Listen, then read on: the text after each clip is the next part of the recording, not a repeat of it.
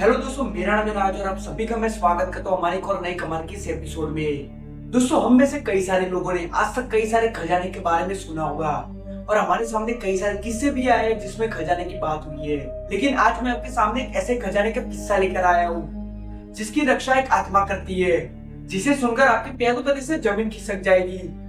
इस वीडियो को अंत तक जरूर से देखिएगा। उससे पहले दोस्तों, आप हमारे चैनल पर पहली बार आए हो तो आज से पहले हमने कई सारे वीडियोस बनाए हुए हैं, जिसे आप हमारे चैनल पर जाकर या वीडियो के डिस्क्रिप्शन में दिए गए लिंक पर क्लिक करके उसे भी आसानी से देख सकते हैं। चलिए दोस्तों, शुरू करते हैं एक भयानक खजाने की कहानी। दोस्तों, ये कहानी है 2008 की, जब मध्य प्रदेश के एक गांव में एक बंदा रहा करता था जिसका नाम सुरेश था।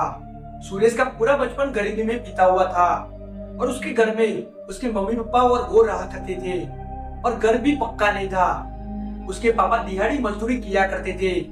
जब सुरेश की उम्र 20-21 साल हो गई तो वो भी दिहाड़ी मजदूरी करने लगा और उसके पापा का हाथ बटाने लगा और ऐसा करते करते कई साल निकल जाते। अब सुरेश की उम्र 24 साल की हो चुकी थी, लेकिन अब भी सुरेश दिहाड़ी मजदूरी किया करता था।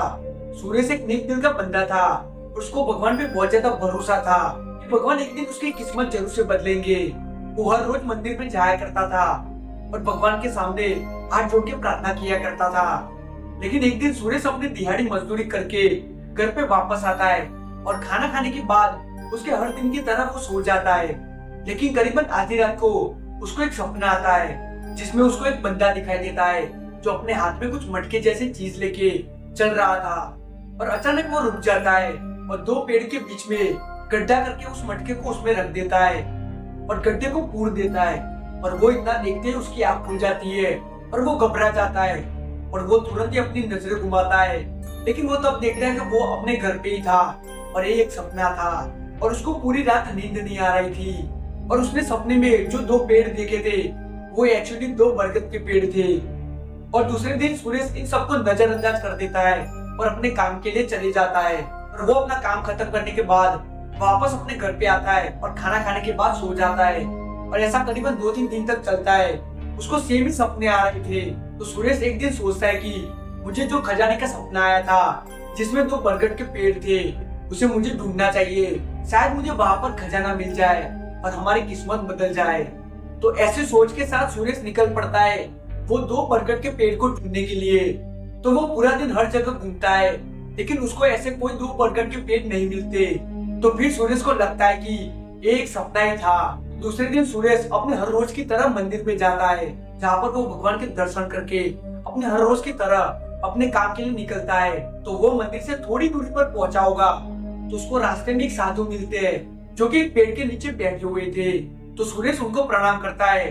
तब साधु उनको इशारे से अपनी तरफ बुलाते हैं और वो बोलते हैं सुरेश को कि तुम जिस खजाने की तलाश कर रहा है वो मेरे को पता है कहाँ पर है।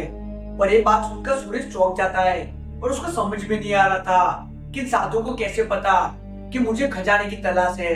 कि सुरेश इतना सोच ही रहा था। तब साधु बोलते हैं तुमको खजाने का पता चाहिए? सुरेश हाँ में सर हिलाता है। तो सब साधु खड़े होते हैं और सुरेश को बोलते हैं चल मेरे पीछे।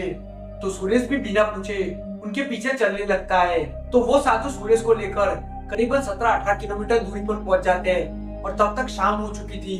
तो तब अचानक वो साधु रुक जाते हैं और अपने थैले में से एक पुड़िया देते सुरेश को और बोलते हैं कि उस पुड़िया को तुम अपने पास ही रखो। जब तुमको लगे कि उसकी जरूरत है तो उस पुड़िया में से सब कुछ निकाल कर उसको चारों तरफ फेंक देना। तो तब सुरेश उन साधु को बोलता है कि ऐसा क्यों, आप मेरे साथ तो आने वाले हैं। तो तब वो साधु बोलते हैं कि मेरा सफर यहाँ तक ही था, मैं यहाँ पर ही रुका हुआ हूँ, तुम जाकर फिर वापस आना। तो वो साधु एक रास्ते की तरफ इशारा करते हैं और सुरेश को बोलते हैं कि थोड़ी दूर जाने के बाद तुमको दो बरगद के पेड़ मिलेंगे जहाँ पर ही तुमको अपना खजाना मिलेगा। तो सुरेश उन साधु को प्रणाम करके उनके बताए हुए रास्ते की तरफ आगे बढ़ चलता है।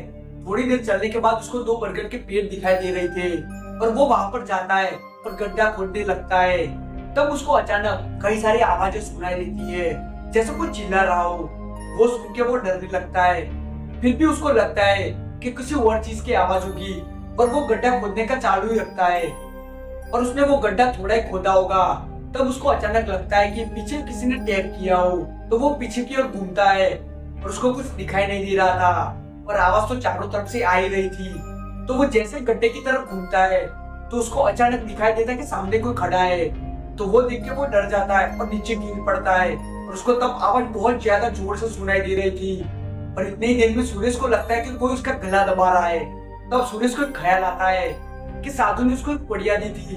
तो वो तुरंत ही वो पुड़िया निकलता है और उसमें जो भी था उसको चारों तरफ फेंक देता है।